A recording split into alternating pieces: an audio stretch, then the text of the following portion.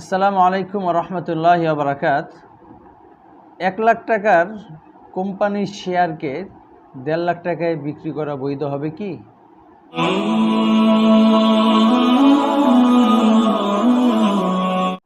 এর উত্তর হলো, যদি কোম্পানির পুরো মূলধনটাই নগদ ক্যাশ আকারে থাকে তখন বৈধ হবে না।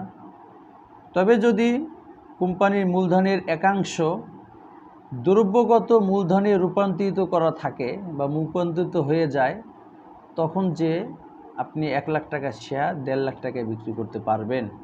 সেই কারণে আপনাকে আগে দেখতে হবে ওই কোম্পানির পুরো মূলধন এখন কি শুধুমাত্র তরল বা টাকা বা হ্যান্ড ক্যাশ হিসেবে আসে, নাকি ওই মূলধনের মধ্যে কোনো আসবাবপত্র, জমিন ইত্যাদি কেনা হয়ে গিয়েছে।